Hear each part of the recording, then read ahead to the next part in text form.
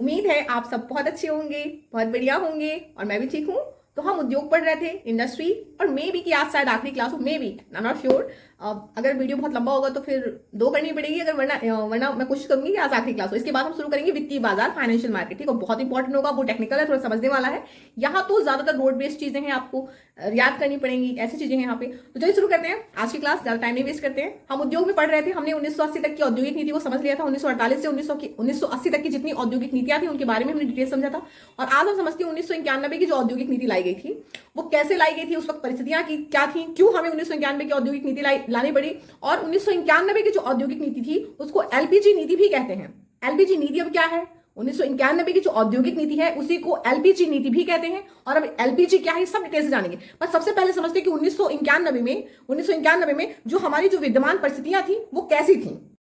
तो जब हम 1991 की जब हम औद्योगिक परिस्थितियों के बारे में देखते हैं तो हम देखते हैं कि जो सार्वजनिक क्षेत्र के जो उपक्रम थे उनका प्रभुत्व क्या था, सर्वाधिक था। सार्वजनिक क्षेत्र के उपक्रमों का क्या था, प्रभुत्व अत्यधिक था। और हम साथ ही साथ देखते हैं कि जो निजी क्षेत्र थे उनको हतोत्साहित किया गया था। जैसे एमआरटीपी कानून लाया गया, फेरा कानून लाया गया और औद्योगिक नीति 1956 की, ये सब क्या कर रहे थे, निजी क्षेत्रों को क्या कर रहे थे, हतोत्साहित कर रहे थे। साथ ही साथ हम देख रहे थे कि निजी क्षेत्रों का बहुत बड़े स्तर पर क्या हो रहा था, राष्ट्रीयकरण हो रहा था। यानी लाल फीताशाही और अफसरशाही क्या हो रही थी, बढ़ रही थी। साथ ही साथ हम देखते हैं कि इस वक्त जो 1991 की जो स्थितियां थी वहां हमारा आयात बहुत कम होता था, यानी भारत आयात बहुत कम करता था और निर्यात अत्यधिक करता था। और जो निर्यात करता था वो इस उद्देश्य से करता था कि उसको आयात बढ़ाना है।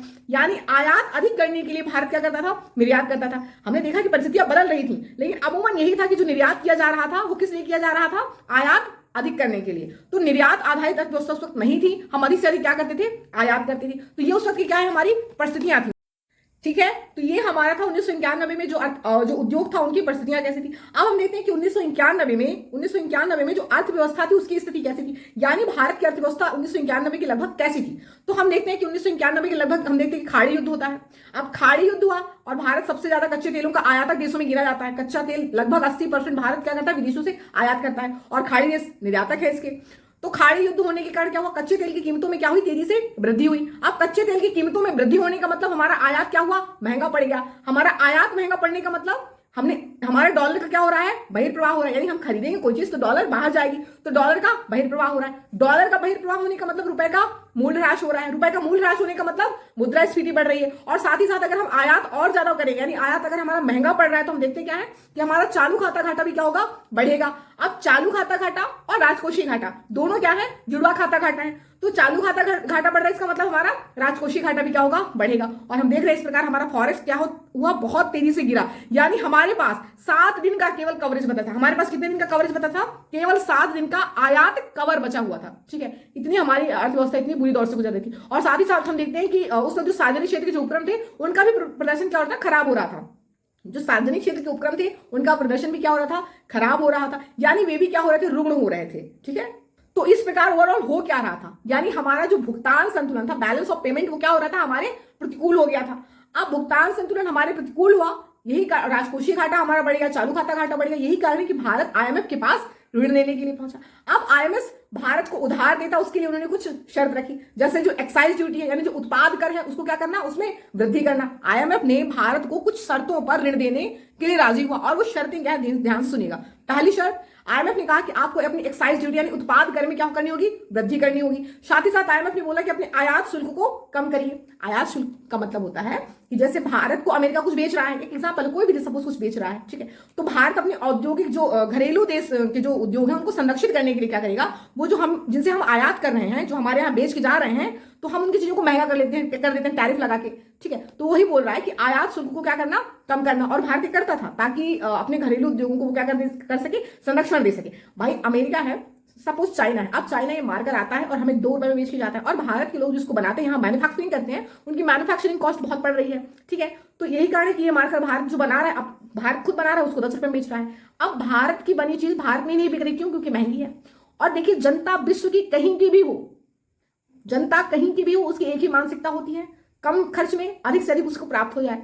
तो 10 रुपए का मैं बनाऊंगी, मैं बोलूंगी ये नहीं, ये भारत में बना है, made in India, made in India. और वही यही चीज अगर चाइना अगर 2 रुपए में देगा, तो इसलिए आप 2 रुपए की चीज खर्च करें, 2 रुपए की खरीदेंगे, है ना। तो घरेलू उद्योगों को संरक्षण देने के लिए क्या करेगा भारत, वो जो चाइना का जो प्रोडक्ट है उस पर इतना टैरिफ लगा देगा, इतना टैक्स लगा देगा कि वो भारत की जो वस्तुएं हैं, भारत की वस्तुओं उसके मुकाबले क्या हो जाए, प्रतिस्पर्धी हो जाए। ठीक है, तो वही बोला गया कि हमें अपने आयात शुल्क में क्या करनी होगी, कमी करनी होगी। पहला उत्पाद कर में वृद्धि करनी होगी, यानी एक्साइज ड्यूटी में वृद्धि करनी होगी, और दूसरा क्या बोला गया कि हमें अपने आयात शुल्क में क्या करनी होगी, कमी करनी होगी। साथ ही साथ रुपए बोला गया कि रुपए का अवमूल्यन करना होगा, जिससे निर्यात में वृद्धि हो। रुपए का अवमूल्यन होगा तो आईएमएफ ज्यादा से ज्यादा हमसे ब्याज दर भी प्राप्त कर लेगा, और साथ ही साथ क्या करेगा, और दूसरा कारण क्या था, निर्यात में कहना है वृद्धि करने। अब निर्यात में वृद्धि कैसे होगी, रुपए के अवमूल्यन होने में। मान लीजिए कि $1 बराबर 70 रुपए है, ठीक है। अब रुपए का अवमूल्यन हो जाता है, यानी रुपए के मूल्य में कमी हो जाती है, ठीक है। तो अब $1 बराबर 80 रुपए हो गया। यानी मैं आपसे, जब आपसे मैं उधार ले रही थी $1, तो मुझे 70 रुपए देना पड़ेगा। अब अगर रुपए का अवमूल्यन हो जाएगा तो मुझे आपको $1 की जगह कितना देना पड़ेगा, 80 रुपए हो जाएगा। तो फिर निर्यात में वृद्धि कैसे होगी, निर्यात कैसे बढ़ जाएगा मेरा, अगर रुपए का अवमूल्यन हो गया। मेरा जो घरेलू बाजार है, ठीक है, यहाँ घरेलू बाजार है अगर मेरा, तो अगर मेरे रुपए का अवमूल्यन हो रहा है, ठीक है, यानी रुपए के मूल्य में कमी आ रही है, ठीक है, इसका मतलब ये हो रहा है कि अगर ये मार्कर मैं अपने घरेलू देश में 5 रुपए का बेच रही थी, ठीक है, और रुपए का अवमूल्यन हो गया, ठीक है, तो अब ये मार्कर रुपए की, मतलब रुपए की कीमतों में गिरावट आ गई, ठीक है। अब ये मार्कर, अब मार्कर का मत लीजिए, टमाटर का ले लीजिए, ठीक है, रुपए का अवमूल्यन हो गया, ठीक है। 10 रुपए किलो टमाटर थे, अब वही 1 किलो टमाटर को पहले आप 10 रुपए में खरीदते थे, अब रुपए के मूल्य में कमी आ गई, ठीक है। तो अब वही टमाटर क्या हो गए, 20 रुपए के हो गए, 20 रुपए किलो हो गया, ठीक है। लेकिन आप अगर वो टमाटर निर्यात करते थे किसी को, ठीक है, तो अमेरिका आपके घरेलू देश के सापेक्ष देखेगा कि भाई इसके घरेलू देश में ये टमाटर जो 10 रुपए केजी मिल रहा था वो 20 रुपए केजी मिल रहा है, और उसको तब भी $1 देना पड़ रहा था। रुपए का अवमूल्यन हो गया तब भी उसको $1 देना पड़ रहा है, यानी वो आपके घरेलू देश के सापेक्ष देखेगा तो उसको तो सस्ता पड़ रहा है, ठीक है। तो जब रुपए का अवमूल्यन होता है, रुपए का मूल्यह्रास होता है, तो याद रखिएगा निर्यात में वृद्धि होती है। यही कारण है कि चाइना के ऊपर अक्सर आरोप लगाए जाते हैं कि रुपए का अवमूल्यन कर देता है ना, क्योंकि चाइना एक निर्यात आधारित अर्थव्यवस्था है और भारत एक आयात आधारित अर्थव्यवस्था है, और भारत के लिए ना रुपए का मूल्यह्रास अच्छा है, यानी ना अवमूल्यन अच्छा है, और ना मूल्य वृद्धि अच्छी है, क्योंकि हम हमारा जो इंपोर्ट भी अधिक से अधिक होता है, ठीक है। तो ये आईएमएफ ने तीसरी कंडीशन रखी कि भाई आपको रुपए का अवमूल्यन करना पड़ेगा, जिससे क्या हो, आपके निर्यात में वृद्धि हो सके। साथ ही साथ आईएमएफ ने चौथी कंडीशन रखी कि सरकार को अपने खर्च में क्या करनी होगी, कटौती करनी होगी, और राजकोषीय समेकन का पालन करना होगा। सरकार को अपने खर्च में कटौती करनी होगी जो अनावश्यक खर्च है, और साथ ही साथ राजकोषीय समेकन का, यानी इसका मतलब है कि राजकोषीय समेकन का पालन करना होगा। पांचवी शर्त हम देखते हैं कि जो सरकार है देश में एलपीजी सुधार को लागू करे। आईएमएफ ने सुझाव दिया था एलपीजी सुधार लागू करने की, लागू तो भारत सरकार ने किया था, लेकिन सुझाव किसका था, आईएमएफ का, ठीक है। तो आईएमएफ ने कहा, पांचवी शर्त रखी कि भारत को क्या करना होगा, एलपीजी सुधार को लागू करना होगा, जिससे निजी क्षेत्रों को क्या हो सके, अधिक से अधिक प्रोत्साहन मिल सके, और साथ ही साथ भारत एक वैश्विक अर्थव्यवस्था से जुड़े और विदेशी निवेश भी यहां पर हो, ठीक है। अब आईएमएफ ने जो सुझाव दिए, उसने सुझाव के साथ साथ तर्क भी दिया। उसने कहा कि भाई आप क्या कर रहे हैं कि निजी क्षेत्रों पर अधिक से अधिक अंकुश लगा रहे हैं, और क्या कर रहे हैं कि हर चीज सरकार के अधीन करना चाह रहे हैं। आप क्या कर रहे हैं, आप ड्राइवर का काम कर रहे हैं अर्थव्यवस्था में, जबकि सरकार की भूमिका ड्राइवर का काम नहीं होता, सरकार की भूमिका होती है प्रमोटर की। आईएमएफ ने अपना पहला तर्क दिया कि सरकार को प्रमोटर की भूमिका में होना चाहिए, ना कि ड्राइवर की। अर्थव्यवस्था में प्रमोटर की भूमिका में सरकार को होना चाहिए, और ड्राइवर की भूमिका में किसको होना चाहिए, निजी क्षेत्रों को होने का, क्योंकि सरकार का उद्देश्य ओवरऑल कमाना नहीं है, लाभ कमाना नहीं है, बल्कि क्या है, जन कल्याण है, ठीक है। पहला तर्क दिया। दूसरा, आईएमएफ ने कहा कि आप निजी क्षेत्रों पे जो नकेल कस रहे हैं, आप ये तो देखिए जो निजी क्षेत्र की जो कंपनियां बनाई गई हैं, तो संपत्ति और राजस्व जो है वो जो शेयर धारक होते हैं वो होते कौन है, जो कंपनी का जो सीईओ होता है वो एक कर्मचारी है, ठीक है, और जो शेयर धारक है वो शेयर धारक तो आम जनता होती है ना। अब हम लोग, आप जैसे लोग ही तो शेयर खरीदते हैं, किसी कंपनी के शेयर खरीदना बेचना ये सब हम लोग तो कर रहे होते हैं, है ना। तो कहा जो सीईओ आप नकेल कस रहे हैं वो तो एक कर्मचारी हो गया, और जो शेयर धारक है वो क्या है, आम जनता होती है। तो उन्होंने दूसरा तर्क दिया। तीसरा कहा कि जो उत्पादन गतिविधियां हैं वो लाभ से संचालित होती हैं, जो आप सार्वजनिक क्षेत्र का जो आपका उपक्रम है वो लाभ से संचालित हो रही है, तो आप जन कल्याण के लिए कहाँ कर रहे हैं, आप ही लाभ कमा रहे हैं, और सुविधाएं भी उस अकॉर्डिंग नहीं दे पा रहे हैं। सार्वजनिक क्षेत्र के बजाय निजी कंपनियों में निर्णय लेने की क्षमता भी क्या होती है, अधिक होती है। पांचवा तर्क उन्होंने चौथा सुझाव दिया आईएमएफ ने कि भाई सार्वजनिक क्षेत्र जो होते हैं वहां पे निर्णय लेने की जो गतिविधि होती है बहुत धीमी होती है, और जो निजी क्षेत्र होते हैं वो बहुत फास्ट डिसीजन लेते हैं। कैसे, देखिए आप सार्वजनिक क्षेत्र के उपक्रम में निर्णय देखिए, एक सीएमडी होगा, ठीक है, सीएमडी ने निर्णय लिया, अब वो जाएगा किसके पास जाता है, वो जाता है सेक्रेटरी के पास, सेक्रेटरी के बाद वो जाता है चीफ सेक्रेटरी के पास, चीफ सेक्रेटरी के पास वो जाता है कैबिनेट के पास, फिर जाकर वो कहीं पारित होता है। अब आप प्राइवेट क्षेत्र में आइए, प्राइवेट में अधिकतर निर्णय चेयरमैन ले लेता है या बोर्ड ऑफ डायरेक्टर द्वारा ले जाते हैं ना, अधिकतर निर्णय। तो सबसे फास्ट डिसीजन कहाँ हुआ, निजी क्षेत्र में हुआ। यही कारण है कि जितनी भी पूर्व स्थितियां थी, जो उस वक्त की परिस्थितियां थी और अर्थव्यवस्था की जो स्थितियां थी, इनको देखते हुए वर्ष 1991 में 1991 में नई औद्योगिक नीति लाई गई। इस नई औद्योगिक नीति को ही क्या कहते हैं, एलपीजी नीति, ठीक है। इसी औद्योगिक नीति को कहते हैं एलपीजी नीति, लिबरलाइजेशन, प्राइवेटाइजेशन, ग्लोबलाइजेशन। अब ये क्या है, इनको डिटेल्स समझिए। एलपीजी सुधार या एलपीजी नीति, एल मीन्स लिबरलाइजेशन यानी उदारीकरण, P मीन्स प्राइवेटाइजेशन यानी निजीकरण, और आपका G मीन्स ग्लोबलाइजेशन यानी वैश्वीकरण। ये आपका क्या है, LPG। अब हम इन तीनों टर्म को आराम से समझते हैं कि क्या है, उदारीकरण का क्या मतलब है, निजीकरण का क्या मतलब है और वैश्वीकरण का क्या मतलब है। तो जब हम बात करते हैं L लिबरलाइजेशन यानी उदारीकरण की, तो उदारीकरण का मतलब होता है सरकार द्वारा लगाए गए जितने भी भौतिक या प्रत्यक्ष क्या था, नियंत्रण था, उसको मुक्त करना। यानी अर्थव्यवस्था को सरकार द्वारा लगाए गए जितने भी भौतिक और प्रत्यक्ष नियंत्रण थे उससे मुक्त करना, यानी एक तरह से अर्थव्यवस्था में खुलापन लाना। यानी खुलापन लाने का क्या मतलब है, खुलापन लाने का मतलब है कि सरकारी नियंत्रण से निजी क्षेत्रों को मुक्त करना, लाइसेंस से मुक्त करना, व्यापार के प्रति उदार दृष्टिकोण रखना। अब उदार दृष्टिकोण का तो यही मतलब है कि आप सरकारी नियंत्रण से इनको मुक्त करिए और साथ ही साथ आपने जो लाइसेंस हर क्षेत्र में लगा रखा है उसको हटाइए, और लाइसेंस जहां आप लगा भी रहे हैं वहां उसकी प्रक्रिया कैसी हो, सरल हो, इतनी आसान हो कि आसानी से उस उद्योग को स्थापित किया जा सके, उसमें बढ़ोतरी की जा सके। ठीक है, तो ये मतलब होता है उदारीकरण का कि सरकार द्वारा लगाए गए नियंत्रणों को हटाना यानी लाइसेंस इत्यादि को समाप्त करना। दूसरे शब्दों में कहें तो जो भौतिक या प्रत्यक्ष नियंत्रण थे उससे अर्थव्यवस्था को मुक्त करना। ठीक है, ये आपका होता है उदारीकरण। तो अब हम देखते हैं कि विभिन्न क्षेत्रों में उदारीकरण का क्या प्रभाव पड़ा। विभिन्न क्षेत्र मतलब जो निजी क्षेत्र हैं, ठीक है, तो विभिन्न जो निजी क्षेत्र हैं वहां पे उदारीकरण का क्या प्रभाव पड़ा जब LPG लाया गया। तो जब LPG सुधार लाया गया तो देखा गया कि LPG सुधार के तहत अधिकतम लाइसेंस खत्म कर दिए गए। केवल 18 उद्योग ही ऐसे थे, केवल 18 क्षेत्र ही ऐसे थे उद्योग में जहां पे लाइसेंस अनिवार्य किया गया। लेकिन उसके बाद सुधार किया गया और 18 से इसको 6 कर दिया गया, 6 से फिर इसको घटाकर 5 कर दिया गया। तो वर्तमान में 5 ऐसे फील्ड हैं, वर्तमान में 5 ऐसे फील्ड हैं जहां पे लाइसेंस अनिवार्य है। अब ये 5 फील्ड कौन कौन से हैं आप ध्यान से सुनिए। पहला, खतरनाक रसायन तथा उससे संबंधित जो उद्योग होगा, खतरनाक रसायन तथा उससे संबंधित उद्योग पहला। दूसरा, अल्कोहल तथा उससे संबंधित उद्योग। तीसरा, तंबाकू तथा उससे संबंधित उद्योग। चौथा, विस्फोटक पदार्थ जैसे नाइट्रोसेलुलोज से जो बने वस्तुएं होती हैं वो हो गया, यानी उसके लिए भी लाइसेंस चाहिए। विस्फोटक उत्पाद के लिए, विस्फोटक वस्तुओं के लिए भी आपको क्या चाहिए, लाइसेंस चाहिए, जैसे नाइट्रोसेलुलोज से बनी। ठीक है, पांचवा हम देखते हैं रक्षा और अंतरिक्ष। रक्षा और अंतरिक्ष से संबंधित अगर आप उद्योग स्थापित करना चाहते हैं, यानी वस्तुओं की मैन्युफैक्चरिंग करना चाहते हैं, तो इसके लिए भी आपको लाइसेंस चाहिए। तो 5 फील्ड कौन कौन से हो गए, पहला खतरनाक रसायन उससे संबंधित उद्योग, दूसरा अल्कोहल तंबाकू, चौथा क्या है विस्फोटक पदार्थ, और पांचवा क्या है आपका रक्षा तथा अंतरिक्ष से संबंधित जो उत्पाद होंगे, वस्तुएं होंगी, उनके लिए लाइसेंस की अनिवार्यता होगी। तो ये 5 फील्ड है वर्तमान में जहां आपको लाइसेंस अनिवार्य रूप से चाहिए होगा। ठीक है, दूसरा हम देखते हैं कि जो सरकार द्वारा जो आरक्षित उद्योग है उनको भी कम कर दिया गया। पहले सरकार ने बहुत सारे उद्योगों को आरक्षित कर रखा था कि भाई ये सरकार के अधीन होगा, लेकिन उसको भी कम करके क्या कर दिया गया, पहले 3 किया गया था, फिर उसको भी कम करके 2 कर दिया गया। और वो 2 कौन कौन से, पहला हम देखते हैं कि पहले तो 3 थे, वो 3 कौन कौन से, पहले तो परमाणु ऊर्जा कर रखा था सरकार ने, अस्त्र शस्त्र और रेलवे, लेकिन बाद में इसको घटाकर क्या कर दिया गया, केवल परमाणु ऊर्जा और रेलवे, और रेलवे भी कौन सा, कोर रेलवे। तो वर्तमान में सरकार द्वारा केवल आरक्षित 2 हैं, पहले 3 थे, परमाणु ऊर्जा, अस्त्र शस्त्र और रेलवे, लेकिन वर्तमान में अब सरकार द्वारा 2 आरक्षित फील्ड हैं, उद्योग है। पहला क्या है हमने बताया, परमाणु ऊर्जा, क्योंकि आप जानते हैं कि ये सिक्योरिटी का मामला होता है, परमाणु ऊर्जा के संबंध में निवेश भी की अनुमति भी नहीं है इतनी, और साथ ही साथ हम देखते हैं सिक्योरिटी से रिलेटेड है। तो परमाणु ऊर्जा सरकार द्वारा भी आरक्षित है, और दूसरा क्या है रेलवे, रेलवे में भी कौन सा, कोर रेलवे। ठीक है, ये आरक्षित है, यानी आंशिक रूप से रेलवे है कह सकते हैं आप। ठीक है, तो ये तो 2 चीजें हो गई जो वित्तीय अर्थव्यवस्था में देखते हैं कि जो निजी क्षेत्र में उसका प्रभाव पड़ा, लिबरलाइजेशन का, निजी क्षेत्रों में जो लिबरलाइजेशन का प्रभाव पड़ा। तीसरा हम देखते हैं कि बाजार कीमत क्या हुई, निर्धारित करने की अनुमति हुई।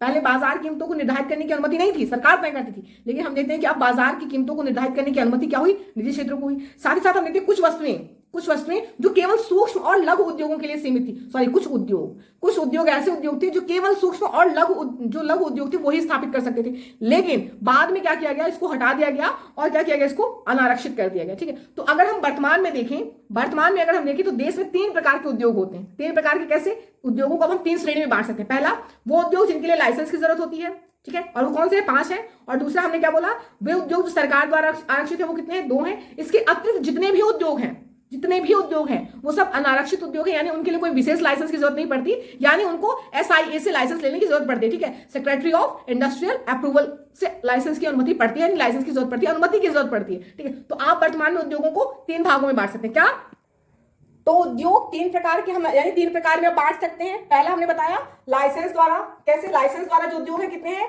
5 उद्योग हैं। हमने आपको बताया कौन कौन से हैं। सरकार द्वारा आरक्षित 2 उद्योग हो गए, और जो बाकी जो शेष है, ठीक है, उसको SIA की अनुमति से यानी SIA से अनुमति लेना होगा। SIA मतलब सेक्रेटरी ऑफ इंडस्ट्रियल अप्रूवल की बस अनुमति की जरूरत होगी, ठीक है। तो इस प्रकार हम उद्योगों को 3 भागों में अब बांट सकते हैं। उद्योग 3 प्रकार के हम 3 प्रकारों में बांट सकते हैं, ठीक है। तो ये तो आपने देखा उदारीकरण का विभिन्न क्षेत्रों स्पेशली निजी क्षेत्रों पे क्या प्रभाव पड़ा, यानी किस प्रकार लाइसेंस प्रक्रिया आसान हुई, ठीक है। तो पहला तो प्रभाव क्या था निजी क्षेत्रों में, हमने देखा उदारीकरण का। दूसरा हम देखते हैं कि उदारीकरण का वित्तीय क्षेत्र में कैसा प्रभाव पड़ा, यानी जो वित्तीय मार्केट है, वित्तीय क्षेत्र है, वहां पे उदारीकरण का कैसा प्रभाव पड़ा। हम देखते हैं कि वर्तमान में बैंकों को शेयर जारी करने और पूंजी जुटाने की क्या है, अनुमति दे दी गई। पहले ऐसा नहीं था, लेकिन अब वर्तमान में बैंक चाहें तो पूंजी जुटा सकते हैं शेयर जारी करके, ठीक है। ये वर्तमान में वित्तीय जो अगर हम देखें वित्तीय क्षेत्र में उदारीकरण का प्रभाव है। दूसरा हम देखते हैं कि देश में निजी और विदेशी दोनों प्रकार के क्या है बैंकों को स्थापित करने की अनुमति दे दी गई, यानी दोनों को स्थापित करने के लिए लाइसेंस दिया गया। चाहे वो देश का कोई घरेलू व्यक्ति बैंक स्थापित कर सकता है या विदेशी व्यक्ति भी भारत में बैंक स्थापित कर सकता है, लेकिन उसको लाइसेंस की अनुमति होगी। तो इसके लिए भी वित्तीय क्षेत्र में क्या हुई, उदारीकरण हुआ, अनुमति दी। साथ ही साथ हम देखते हैं कि FDI और FII की भी अनुमति हुई, यानी FDI जो है जो फॉरेन डायरेक्ट इन्वेस्टमेंट है उसकी अनुमति हुई। और साथ ही साथ हम पहले देखते हैं कि जो हमारा FPI है, FPI को हमने 2 भागों में बांटा था, FII और QFI, ठीक है। तो जो FII है यानी फॉरेन इंस्टीट्यूशनल इन्वेस्टर, विदेशी संस्थागत जो निवेशक है, जो कंपनी के रूप में निवेश करते थे शेयर बाजार में, पहले वो सिर्फ द्वितीयक बाजार में निवेश कर सकते थे, लेकिन उदारीकरण के पश्चात अब वो प्राथमिक बाजार में भी निवेश कर सकते थे। तो इस प्रकार हमारा प्रभाव पड़ा क्या, वित्तीय क्षेत्र में, यानी अब विदेशी और जो देशी यानी घरेलू देश का व्यक्ति या विदेशी व्यक्ति बैंक स्थापित कर सकता है लाइसेंस द्वारा, ठीक है। दूसरा हम देखते हैं कि जो बैंक है वो विदेशों से पूंजी जुटा सकता है शेयर जारी करके। तीसरा हम देखते हैं कि FDI और FII की भी अनुमति दे दी गई, यानी इसकी प्रक्रिया भी आसान कर दी गई, ठीक है। फिर हम देखते हैं कि उदारीकरण का कर सुधार पर कैसा प्रभाव पड़ा हमारे अर्थव्यवस्था पर, यानी उदारीकरण का जो कर है, कर सुधार पर कैसा प्रभाव पड़ा। तो हम देखते हैं कि वर्तमान में जो आयकर है और निगम कर को क्या कर दिया गया, कम कर दिया गया। पहले जो आयकर और निगम कर था वो 40% था। आयकर निगम कर होता क्या है, निगम कर देखो होता है कि जो आय पर लगता है, आय पर भी कैसा, शुद्ध आय पर जो लगता है, शुद्ध आय, शुद्ध लाभ, सॉरी शुद्ध आय नहीं, शुद्ध जो आय होती है आपकी, उस आय में जो शुद्ध लाभ होता है उस पर जो कर लगता है उसको बोला करते हैं निगम कर। कर हम जानते हैं 2 प्रकार के होते हैं, एक प्रत्यक्ष एक अप्रत्यक्ष। प्रत्यक्ष का जो आपकी डायरेक्ट इनकम पे लगता है इत्यादि, जो प्रत्यक्ष लगता है यानी आप किसी और पे आरोपित नहीं कर सकते। अगर आपकी इनकम कर के दायरे में आती है तो उसको आपको ही चुकाना पड़ेगा ना। और अप्रत्यक्ष कर कैसे, जैसे ये मार्कर पे मैं अप्रत्यक्ष कर चुका रही हूँ, उस पर GST लगा हुआ है ना। तो वही है निगम कर जो आपकी शुद्ध आय पर आय के शुद्ध लाभ पर लगता है, ठीक है। तो निगम कर के जो आयकर और निगम कर है वो वर्तमान में घटकर कितनी होगी, हमारे वर्तमान में हम देखते हैं कि 22% हो गई लगभग, ठीक है। और पहले कितनी थी, 40% थी। और जो वर्तमान में विश्व में सबसे कम है भारत में, जो निगम कर जो भारत लेता है वो सबसे कम है। साथ ही साथ हम दूसरा देखते हैं कि कर अनुपालन की प्रक्रिया को भी क्या किया गया, सरल किया गया। कर अनुपालन की प्रक्रिया को भी क्या किया गया, सरल किया गया। तो ये है कर सुधार, यानी उदारीकरण के पश्चात कर में कैसा सुधार हुआ। साथ ही साथ हम नेक्स्ट देखते हैं कि विदेशी विनिमय दर पर उदारीकरण का क्या प्रभाव पड़ा, जो विदेशी विनिमय दर है उस पर लिबरलाइजेशन का क्या प्रभाव पड़ा। तो हम देखते हैं कि जब 1992 से पहले क्या था, 1992 में स्थिर नम्र विनिमय दर प्रणाली को समाप्त किया गया। स्थिर नम्र विनिमय दर प्रणाली क्या है, हमने आपको बताया था, जब विनिमय दर का निर्धारण केंद्रीय बैंक तथा सरकार द्वारा किया जाता है तो उसको स्थिर विनिमय दर बोलते हैं। और जब विनिमय दर का निर्धारण बाजार की शक्ति द्वारा होती है तो उसको बोलते हैं प्रबंधित विनिमय दर, ठीक है। तो 1992 में स्थिर विनिमय दर को खत्म करके लम्स को लाया गया, LERMS liberalised exchange rate management system, ठीक है। उदारीकृत विनिमय दर मैनेजमेंट प्रणाली को लागू किया गया, उसको लाया गया, जिसके तहत जो स्थिर विनिमय दर प्रणाली है 1992 में स्थिर विनिमय दर प्रणाली उसको समाप्त किया गया। और 1994 में प्रबंधित विनिमय दर प्रणाली को क्या किया गया, प्रबंधित नम्र विनिमय दर प्रणाली को क्या किया गया, लागू किया गया, उसको लाया गया। प्रबंधित नम्र विनिमय दर प्रणाली वही हमने बताया जब विनिमय दर का निर्धारण बाजार की शक्ति द्वारा होता है। तो ये हम देख रहे हैं कि विदेशी विनिमय दर पे क्या प्रभाव था। और साथ ही साथ हम देखते हैं कि रुपए का तीसरी बार अवमूल्यन किया गया। रुपए का तीसरी बार अवमूल्यन क्यों किया गया, ताकि हम निर्यात को बढ़ा सके। तो इस प्रकार विनिमय दर प्रणाली पे क्या हुआ, प्रभाव पड़ा किसका, उदारीकरण का।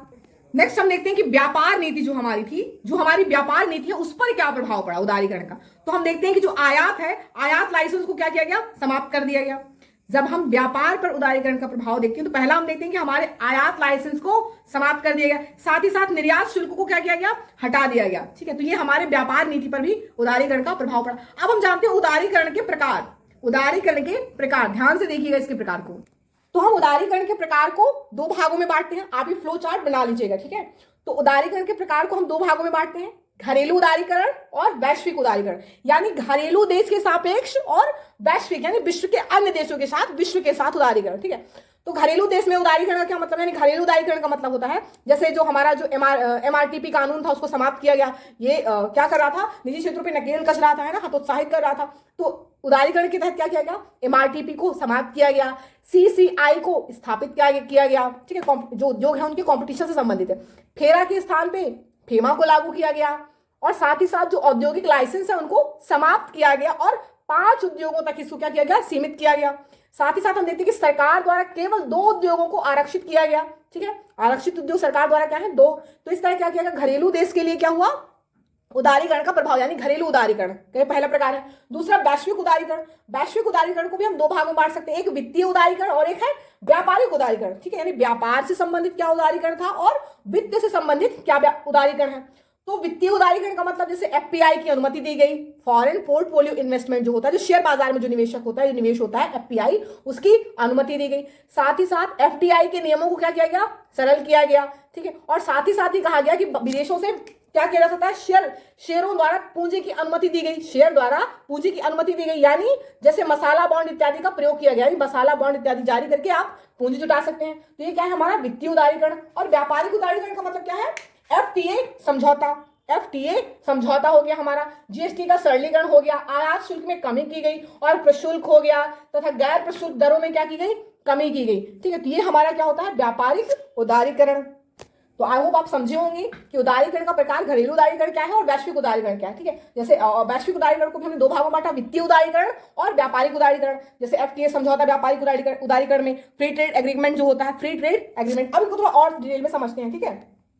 तो ये था आपका उदारीकरण, विभिन्न क्षेत्रों पर उदारीकरण का क्या प्रभाव था और उदारीकरण के प्रकार क्या है, कितने हैं, ठीक है। यहां से आपका उदारीकरण समाप्त होता है। अब हम समझते हैं निजीकरण, ठीक है, प्राइवेटाइजेशन। प्राइवेटाइजेशन का क्या मतलब है? निजीकरण का मतलब है जितने भी क्षेत्र सरकार ने आरक्षित कर रखे थे, जो अभी वर्तमान में 2 आरक्षित हैं, पहले बहुत ज्यादा थे, तो जो सरकार ने आरक्षित कर रखे थे तथा जो सार्वजनिक क्षेत्र के उपक्रम थे उनमें निजी क्षेत्रों को क्या देना? अनुमति देना, ठीक है, उनमें निजी क्षेत्रों को अनुमति देना, यानी निजी क्षेत्रों को अधिक से अधिक उद्योग स्थापित करने की अनुमति देना। निजी क्षेत्रों को अधिक से अधिक उद्योग स्थापित करने की अनुमति देना, ये होता है निजीकरण, प्राइवेटाइजेशन। अब निजीकरण का उद्देश्य क्या था कि भाई निजीकरण क्यों करना है हमें?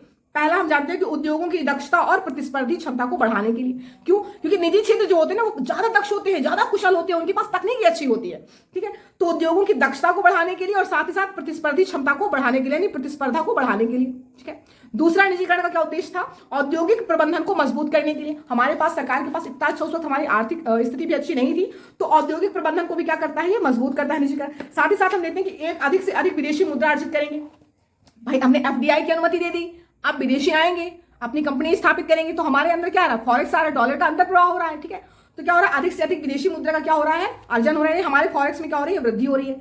साथ ही साथ हम और क्या देखते हैं, इसका क्या प्रभाव है कि संसाधनों का इष्टतम उपयोग हो रहा है, ठीक है। पहले क्या होता था? सरकार के पास अच्छे कुशल श्रमिक नहीं है, चीजें नहीं है, तो वो संसाधन बर्बाद होता था। एक मार्कर को उत्पादित करने के लिए ज्यादा हमें संसाधन लगता था, ज्यादा प्राइस लगता था, वेस्ट होता था। अब क्या है? जो कुशल लोग इसको उत्पादित करेंगे, सपोज मान लीजिए कोई बल्ब है, कोई कंपनी बल्ब बनाती है, अगर कुशल श्रमिक नहीं है, अच्छी तकनीकी नहीं है, तो 4 बल्ब बनाने में 2 बल्ब को वेस्ट कर देती है। लेकिन अच्छी तकनीकी है, कुशलता है, तो क्या होगा? 2 बल्ब अगर वो बना रहा है तो अच्छे 4 बल्ब बनाने में सपोज चारों ही बल्ब अच्छे से बनाएगा, या फिर मान लीजिए एक ही बल्ब वेस्ट हो, ठीक है। तो ये होता है अच्छे संसाधनों का कुशलतम उपयोग, ठीक है। इस प्रकार क्या हो रहा है? देश का तीव्र औद्योगिक विकास हो रहा है, देश का तीव्र औद्योगिक विकास हो रहा है। तो इस प्रकार निजीकरण का क्या हो रहा है? निजीकरण का उद्देश्य है, ये हमारे निजीकरण का उद्देश्य था, ठीक है। तो अब हम जानते हैं निजीकरण का प्रभाव जानने से पहले हम जानते हैं निजीकरण के प्रकार। क्या जानते हैं? निजीकरण के प्रकार, ठीक है। प्राइवेटाइजेशन के क्या प्रकार है? प्राइवेटाइजेशन मुख्यतः 2 प्रकार का होता है। पहला, जब स्वामित्व सरकार के पास होता है, स्वामित्व सरकार के पास हुआ और प्रबंधन का काम वो निजी क्षेत्रों को दे देता है। पहला, स्वामित्व सरकार के पास होगा और प्रबंधन कार्य निजी क्षेत्रों के पास, ये पहला प्राइवेटाइजेशन का प्रकार है। दूसरा क्या होगा? जब सरकार अपने स्वामित्व को निजी क्षेत्रों को बेच देती है। सरकार अपने जो स्वामित्व है उसको निजी क्षेत्रों को जब बेचती है तो उसको बोलते हैं विनिवेश। क्या बोलते हैं उसको? विनिवेश, डिसइन्वेस्टमेंट कहा जाता है, ठीक है। इसे आंशिक रूप से निजीकरण कह सकते हैं, ठीक है। सरकार ने सिर्फ अपना स्वामित्व बेचा होता है, जैसे निजी क्षेत्रों के पास प्रबंधन था, अब ये प्रोसेस रिवर्स हो जाती है, ठीक है। यानी स्वामित्व भी किसके पास चला गया? निजी क्षेत्रों के पास। तो इस प्रकार जो निजीकरण है उसके 2 प्रकार होते हैं, ठीक है। अच्छा, हमारा जो विनिवेश होता है वो भी दो प्रकार का होता है। जो विनिवेश होता है याद रखिएगा वो भी दो प्रकार का होता है, एक सांकेतिक और दूसरा है सामरिक विनिवेश। ठीक है, तो सांकेतिक विनिवेश जिसको बोलते हैं टोकन डिसइन्वेस्टमेंट। तो सांकेतिक विनिवेश क्या होता है? सांकेतिक विनिवेश का मतलब होता है जब सरकार अपना स्वामित्व थोड़ा बहुत निजी क्षेत्रों को सौंपती है, मान लीजिए 10%, 5% इत्यादि, यानी अल्पांश सौंपती है। ठीक है, निजी क्षेत्रों को अपने स्वामित्व का थोड़ा सा सौंपती है, 10%, 5% सौंप दिया, निजी क्षेत्रों को शामिल कर लिया। लेकिन जब सरकार अपनी स्वामित्व का लगभग 75% यानी या 75% या फिर 100% अगर बाजार अपने स्वामित्व को सौंप दे निजी क्षेत्रों को, तो उसको बोलते हैं स्ट्रैटेजिक डिसइन्वेस्टमेंट या सामरिक विनिवेश बोलते हैं। सामरिक विनिवेश बोलते हैं जब सरकार अपने स्वामित्व को निजी क्षेत्रों को सौंपते है, तो उसको विनिवेश बोलते हैं, निवेश नहीं, विनिवेश बोलते हैं। ठीक है, तो विनिवेश का उद्देश्य क्या था? आखिर सरकार को अपनी संपत्ति का जो स्वामित्व या हस्तांतरण है वो निजी क्षेत्रों को क्यों सौंपना पड़ रहा है, उसका क्या उद्देश्य है? पहला हम देखते हैं कि जो हमारा सार्वजनिक क्षेत्र के जो उपक्रम है वो क्या हो गए थे, रुग्ण हो चुके थे, वो घाटे में जा रहे थे, वो रुग्ण हो रहे थे। साथ ही साथ जो हमारा राजकोषीय घाटा बढ़ रहा था, चालू खाता घाटा बढ़ रहा था, इसको नियंत्रित करने के लिए क्या करना पड़ा सरकार को? विनिवेश करना पड़ा। यही है हमारे विनिवेश का उद्देश्य। तो सरकार ने तय किया कि सरकार सामरिक उद्योगों को छोड़ के, ठीक है, जो सामरिक क्षेत्र है उनको छोड़ के हर जगह विनिवेश की क्या करेगी? अनुमति देगी। तो वर्तमान में सरकार ने तय किया कि सरकार सामरिक क्षेत्र के उद्योगों को छोड़कर शेष सभी गैर सामरिक उद्योगों का क्या करेगी? विनिवेश करेगी, यानी अपनी संपत्ति या स्वामित्व को क्या करेगी? निजी क्षेत्रों के हाथों में सौंपेगी। अब ये सामरिक क्षेत्र जो है वो कौन कौन से जिनको छोड़ रही है सरकार, उसके अतिरिक्त वो सभी क्षेत्रों में क्या करेगी? विनिवेश करेगी, यानी निजी क्षेत्रों को सौंपेगी, उनकी हिस्सेदारी करेगी, चाहे अल्पांश रूप में हो, चाहे सांकेतिक रूप में हो या सामरिक रूप में। तो कौन कौन से वो क्षेत्र है जो सामरिक क्षेत्र के अंतर्गत आते हैं? जैसे हम देखते हैं परमाणु ऊर्जा, रक्षा, अंतरिक्ष हो गया, बैंकिंग, बीमा और वित्तीय सेवाएं हो गई, परिवहन और दूरसंचार हो गया, कोयला, कच्चा तेल एवं अन्य खनिज, ये हमारे सामरिक क्षेत्र में आते हैं क्योंकि सिक्योरिटी से रिलेटेड चीजें होती है ना। तो यहाँ पे इनका विनिवेश नहीं करेगी, इनके अतिरिक्त जितना भी गैर सामरिक क्षेत्र है उनका क्या करेगी? विनिवेश करेगी सरकार। ठीक है, तो विनिवेश से संबंधित हम कुछ तथ्य जान लेते हैं। जैसे विनिवेश से प्राप्ति सरकार की पूंजीगत प्राप्ति होती है जो गैर उधारी पूंजीगत प्राप्ति में शामिल होती है। ठीक है, नेक्स्ट हम लेते हैं विनिवेश से प्राप्ति को भारत केवल INF यानी नेशनल इन्वेस्टमेंट फंड, राष्ट्रीय निवेश कोष में जमा किया जा सकता है। नेक्स्ट यानी जिसकी स्थापना जो NIF है, नेशनल इन्वेस्टमेंट फंड है, उसकी स्थापना वर्ष 2005 में हुई थी। इस प्रकार नियंत्रण कार्यपालिका के पास होगा। विनिवेश से संबंधित हम एक और तथ्य जानते हैं कि विनिवेश की प्रक्रिया और नियंत्रण वित्त मंत्रालय के DIPAM department of investment and public asset management के द्वारा किया जाता है। ठीक है, पूर्व में है जो विनिवेश विभाग था, ठीक है, वर्ष 2016 में इसका नाम बदलकर DIPAM कर दिया गया था। अब रुग्ण इकाई जानते हैं, हमने कहा कि जो निजी क्षेत्र है, जो सार्वजनिक क्षेत्र के जो उपक्रम थे वो रुग्ण हो रहे थे। तो ये रुग्ण का क्या मतलब है? रुग्ण इकाई क्या है? रुग्ण इकाई इसी को बोलते हैं सिक इंडस्ट्री। ठीक है, तो NCLT के अनुसार नेशनल कंपनी लॉ ट्रिब्यूनल के अनुसार यदि कोई कंपनी नुकसान में हो, ठीक है, नुकसान का मतलब जो नुकसान है वो निवल मूल्य का 50% से अधिक हो। ठीक है, निवल मूल्य का 50% से अधिक का नुकसान हो उसको, यानी अगर कोई सुरक्षित लेनदार उसके पास 50% लेने आता है अपना और वह 30 दिन के भीतर नहीं चुका पाती है, तो मान लिया जाएगा कि वो इकाई, वो कंपनी क्या है? रुग्ण हो चुकी है। ठीक है, सिक हो चुकी है, इसी को बोलते हैं सिक इंडस्ट्री। ठीक, तो अब इससे संबंधित कुछ तथ्य जान लीजिए। जैसे रुग्ण इकाई को विनियमित करने के लिए 1985 में 1985 में SICA, इसको बोलता जाता है सिका, यानी सिक इंडस्ट्री कंपनी एक्ट पारित किया गया। ठीक है, रुग्ण इकाई से संबंधित, सिक इंडस्ट्री से संबंधित। साथ ही साथ सिका 1985 के आधार पर रुग्ण इकाई के पुनरुद्धार और पुनर्वित्त के लिए 1987 में 1987 में BIFR की स्थापना की गई। अब BIFR क्या है? Board of industry for financial and reconstruction. ठीक है, इसकी स्थापना की गई कि भाई जो कंपनियां सिक हो चुकी हैं, रुग्ण हो चुकी हैं, उनको पुनः स्थापित किया जाए, इसके लिए BIFR की स्थापना की गई। जहां जो रुग्ण कंपनी, वही हमने आपको बताया, उनके उत्थान के लिए क्या किया जाता था? उनको मदद की जाती थी। ठीक है, साथ ही साथ हम देखते हैं कि 2016 में सिका और BIFR को समाप्त कर दिया गया क्योंकि ये अपने आप में शोषण करने लगी थी। यानी जो BIFR था वो कंपनी का उद्धार कैसे करता था? वो उससे पहले इतना ज्यादा लेता था, इतना ज्यादा वसूलता था कि भाई मैं तुम्हारा ऐसे उद्धार करूंगा, ये दो, ये करो, वो करो। वो तो बेचारा वैसे भी कर्ज में था और इसकी टर्म्स एंड कंडीशन को पूरा करते करते वो और कर्ज में हो जाता था। तो इन दोनों को क्या किया गया? समाप्त कर दिया गया तथा 2016 में IBC को शुरू किया गया। अब IBC क्या है? Insolvency and bankruptcy code. Insolvency and bankruptcy code, दिवालिया और दिवालापन संहिता को लाया गया कब? वर्ष 2016 में, सिका और BIFR को समाप्त करके।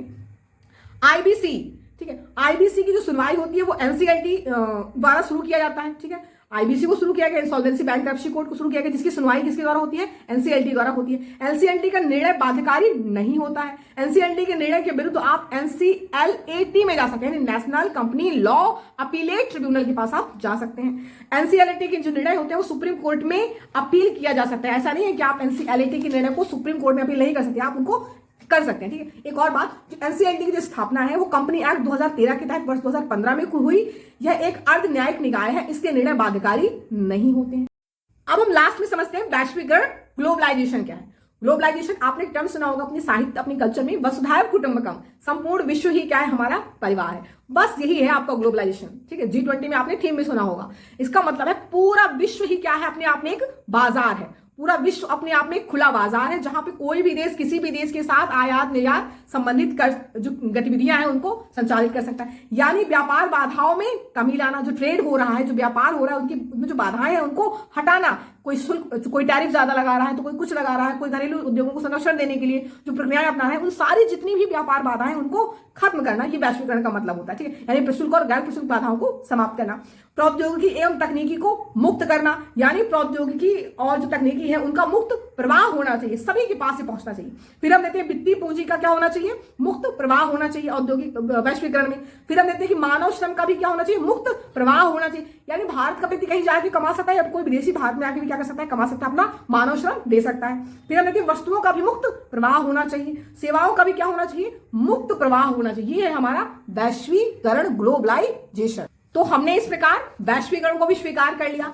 हमने निजीकरण को स्वीकार, उदारीकरण को स्वीकार किया, निजीकरण को स्वीकार किया और वैश्वीकरण को स्वीकार किया, यानी विश्व एक बाजार हो और हम भी अपने उसमें भागीदारी निभाएं।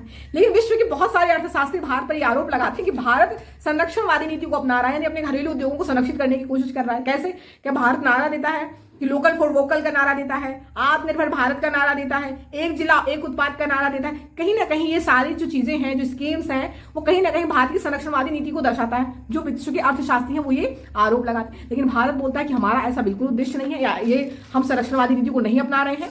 भारत अपना तर्क देता है कि संरक्षणवादी नीति नहीं है, जबकि भारत ये बताता है कि हम जैसे 2008 में अमेरिका में मंदी आई और पूरा विश्व उसकी चपेट में आ गया, भारत उसकी चपेट में आ गया, तो भारत यही कह रहा है कि हम अपने स्तर पे सक्षम होने की कोशिश कर रहे हैं, हम अपनी आयात निर्भरता को कम करना चाहते हैं। इसका मतलब ये नहीं है कि हम अपने आयात को पूरी तरह से खत्म करना चाहते हैं, हम अपने निर्यात को बढ़ाने की कोशिश कर रहे हैं। हम आयात को खत्म करने की जगह हम अपने निर्यात को बढ़ाने की कोशिश कर रहे हैं। तो भारत ने इस प्रकार खंडन किया। तो अब हम देखते हैं कि जो वैश्वीकरण है उसकी कुछ चुनौतियां देखते हैं। ऐसा तो बिल्कुल नहीं है कि कोई चीज अपने साथ आए और कुछ चुनौती ना लेके आए। तो हम देखते हैं कि वैश्वीकरण की चुनौतियां क्या है। पहला हम देखते हैं कि जो जितने भी अधिकांश देश है वहां पे व्यापार युद्ध चल रहा होता है। व्यापार युद्ध मतलब कोई देश किसी को छूट दे रहा है टैरिफ की, किसी के ऊपर बहुत ज्यादा टैरिफ लगा दे रहा है। वर्तमान में आप देख रहे हैं व्यापार युद्ध तो है, अमेरिका भारत पे 50% टैरिफ लगा दिया, ठीक है। वही चाइना जो खुद रूस से तेल आयात कर रहा है लेकिन उस पर नहीं लगा रहा है, किसी पे लगा, ब्राजील पे लगा दिया उसने। तो यही है कि व्यापार क्या हो रहा है, व्यापार युद्ध चलता है एक प्रकार से, यानी टैरिफ जो शुल्क प्रशुल्क जो है, जो बाधाएं हैं उनको उत्पन्न किया जा रहा है। साथ ही साथ हम देखते हैं जो स्पिल ओवर इफेक्ट है या फिर कंटेंजन इफेक्ट, इसका भी प्रभाव पड़ता है वैश्वीकरण के कारण। अब स्पिल ओवर इफेक्ट क्या है, कंटेंजन इफेक्ट क्या है। जैसे आप 2008 की मंदी में जाइए, अमेरिका में जब मंदी आई तो पूरा विश्व मंदी की चपेट में आ गया, यानी एक को कुछ हो जाए तो सबको हो जा रहा है, किसी एक की अर्थव्यवस्था धराशायी हो रही है तो सबकी हो जा रही है। तो जो स्पिल ओवर इफेक्ट है, कंटेंजन इफेक्ट, दोनों में अंतर हमने आपको पिछली क्लास में बताया। कंटेंजन इफेक्ट जो होता है वो डिट्टो होता है, मतलब आप समझ लीजिए कि अगर आपको कोई बीमारी, सपोज कोरोना है, ठीक है, और मेरे को मैं आपको छू रही हूँ, मेरे को डायरेक्ट कोरोना हो जाता है, कंटेंजन इफेक्ट है। डिट्टो वही सिचुएशन आपके पास आ जाए। लेकिन मान लीजिए कि आपको कोरोना है, मैंने आपको छुआ, मुझे थोड़ा थोड़ा हल्की जुकाम खांसी हो रही है, बहुत ज्यादा जितने सिम्टम्स है वो पूरे नहीं है मुझमें, ठीक है। तो ये हो रहा है स्पिल ओवर इफेक्ट, ठीक है। तो स्पिल ओवर इफेक्ट देखा गया, यही है व्यापार युद्ध और स्पिल ओवर इफेक्ट। ये हमारे क्या है, इसकी वैश्वीकरण की क्या है, चुनौतियां हैं। तो हम वैश्वीकरण का मूल्यांकन करते हैं, इसका सकारात्मक और नकारात्मक पक्ष भी देख लेते हैं, फिर आज की क्लास खत्म करते हैं। सकारात्मक पक्ष जैसे हम जानते हैं कि एलपीजी सुधार हुआ, और एलपीजी सुधार के कारण हमारे देश में क्या हुई, समृद्धि दर में वृद्धि हुई। पहले हमारी समृद्धि दर कितनी थी, 1950-51 में 2 से 3% थी। जब एलपीजी सुधार लागू हुआ तो भारत की समृद्धि दर जो वर्तमान में वो कितनी है, 7.1 के अप्रोक्सीमेट वर्तमान में समृद्धि दर, यानी हमारी समृद्धि दर बढ़ी और भारत की जो अर्थव्यवस्था है, जो निम्न आय जाल का संतुलन था उससे बाहर आती है। तो ये क्या है, सकारात्मक प्रभाव। साथ ही साथ हम देखते हैं कि जो जीडीपी में योगदान था, पहले सेवा क्षेत्र का बहुत कम, उद्योग और सेवा क्षेत्र का जो जीडीपी में योगदान बहुत कम था, एग्रीकल्चर का बहुत है, लेकिन वर्तमान में हम देखते हैं कि सेवा क्षेत्र और उद्योग का जो योगदान सबसे अधिक, जिसमें सेवा क्षेत्र का सबसे अधिक है, फिर उद्योग का है, उद्योग में भी विनिर्माण का है, और फिर साथ ही साथ बाद में हम देखते हैं एग्रीकल्चर का जीडीपी में योगदान तीसरे नंबर पे आ रहा है। तो सेवा क्षेत्र और उद्योगों का जीडीपी में योगदान बढ़ा है वैश्वीकरण के कारण। साथ ही साथ हम देखते हैं कि एलपीजी सुधार के परिणाम स्वरूप जो प्रति व्यक्ति आय है उसमें भी वृद्धि हुई। पहले जो हमारे 1990 में जो औसतन प्रति व्यक्ति आय जो कितनी थी, 15,000 रुपए थी, ठीक है। आज हम देखते हैं कि जो प्रति व्यक्ति आय है वो 1,72,000 रुपए हो गई है, ठीक है। पहले ये 15,000 थी, ये कब 1990 में, आज 1,72,000 हो गई प्रति व्यक्ति आय। तो ये भी हमारा एलपीजी में सुधार के परिणाम स्वरूप जो सकारात्मक पक्ष आया। साथ ही साथ हम देखते हैं कि एलपीजी सुधार के पश्चात भारत आज 4.3 ट्रिलियन डॉलर के साथ विश्व की चौथी अर्थव्यवस्था बन चुका है। अभी वर्तमान में भारत ने क्या किया, जापान को पीछे करके विश्व की चौथी अर्थव्यवस्था बन गया 4.3 ट्रिलियन डॉलर की। साथ ही साथ हम देखते हैं कि एलपीजी सुधार के परिणाम स्वरूप देश में बचत और निवेश में भी क्या होती है, वृद्धि होती है। पहला जो हमारा बचत और जो निवेश था वो कितना था 1990 के आसपास, ये हम देखते हैं कि 23 से 26% के लगभग था, और 2014-15 में हम देखते हैं कि 14 से 35% था। लेकिन वर्तमान में अगर हम बचत और निवेश देखें तो हमारे भारत में कितना है, 30.7 के अप्रॉक्सीमेट है। कितना है, 30.7 के अप्रॉक्सीमेट है। एलपीजी सुधार के परिणाम स्वरूप हम देखते हैं कि औद्योगिक समृद्धि दर में भी क्या हुई, वृद्धि हुई। यानी प्रतिवर्ष हमारा जो औद्योगिक समृद्धि दर है 5 से 6% क्या हो रही है, वृद्धि हो रही है। एलपीजी सुधार के परिणाम स्वरूप देश में वित्तीय क्षेत्र का तेजी से क्या हो रहा है, विकास हो रहा है। कैसे विकास हो रहा है, जैसे हम देख रहे हैं कि 1994 में एनईसी द्वारा क्या किया गया, देश में निफ्टी और सेंसेक्स है उनके सूचकांक अंकों में क्या हुई, वृद्धि हुई। हम अगर वर्तमान में देखें तो आज मैंने देखा था कि जो सेंसेक्स है वो 80,000 अंक के पार चला गया है, और वही हमारा जो निफ्टी है, ठीक है, निफ्टी हमारा अभी वर्तमान में 25,000 अंक के पार चला गया। तो हमारा सेंसेक्स और निफ्टी में भी देख रहे हैं हम, उसमें भी वृद्धि होती है। ठीक है, साथ ही साथ एलपीजी सुधार के बाद हमने वही बताया कि हमारा एनएसई नेशनल स्टॉक बॉम्बे की नेशनल स्टॉक एक्सचेंज की भी स्थापना होती है ना। नेक्स्ट हम देखते हैं कि जो भारत का विदेशी मुद्रा भंडार भी क्या हो रहा है, बढ़ रहा है। वर्तमान में अगर हम देखें कि विदेशी मुद्रा भंडार कितना है, 694.23 बिलियन हो गया है, 23 बिलियन डॉलर, 694.23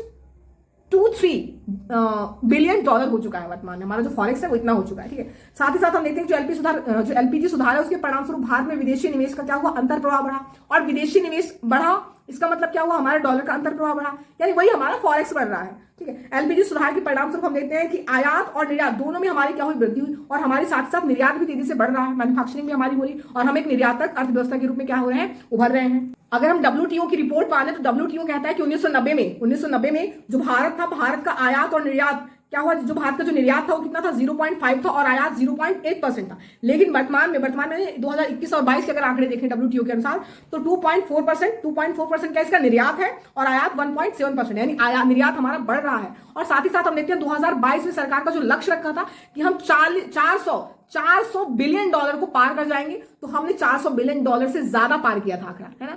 तो इस प्रकार एलपीजी सुधार का सकारात्मक प्रभाव पड़ा। अब नकारात्मक प्रभाव वही आप देख रहे हैं, ग्लोबल वार्मिंग हो रहा है वैश्वीकरण के कारण।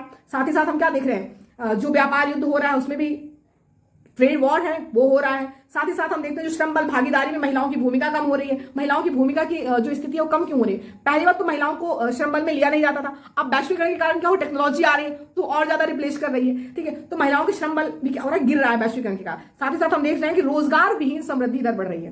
टेक्नोलॉजी आ रही है तो टेक्नोलॉजी क्या है, लोगों के रोजगार को ले रही है, तो ये क्या है, वैश्वीकरण की चिंताएं हैं, उसका क्या कह सकते हैं हम, नकारात्मक पक्ष है। एक और देखते हैं कि देश की जो जनसंख्या है 1.4 जनसंख्या गरीबी रेखा से नीचे है, यानी बेरोजगारी अत्यधिक हमारी क्या हो रही है, बढ़ रही है। तो ये ग्लोबलाइजेशन के नकारात्मक पक्ष है, और आपने सकारात्मक पक्ष देख लिए थे। तो आई होप आपको आज की क्लास समझ में आई होगी। देखते हैं कल अगर छोटी छोटी चीजें जैसे कि भारत में विनिर्माण को समझेंगे, इलेक्ट्रॉनिक्स को समझेंगे, अगर आप इंटरेस्टेड होंगे तो थोड़ी एक क्लास में थोड़ी और चीजें इंक्लूड कर देंगे। इसके बाद हम फाइनेंशियल वित्तीय वाला शुरू करते हैं। ठीक है, तो हंसते रहिए, मुस्कुराते रहिए, अपना ख्याल रखिए। जय हिंद, जय भारत। मैं भी बोलते बोलते थक जाती हूँ और इतना जोर से जो बोलना पड़ता है ना, माइक में इतना जोर से बोलने के कारण जो डाटा मेरे एकदम रोड होते हैं तो बहुत टाइम लेते हैं रिकॉल करने में, तो मुझे देखना पड़ता है। चलिए, अपना ख्याल रखिए। जय हिंद।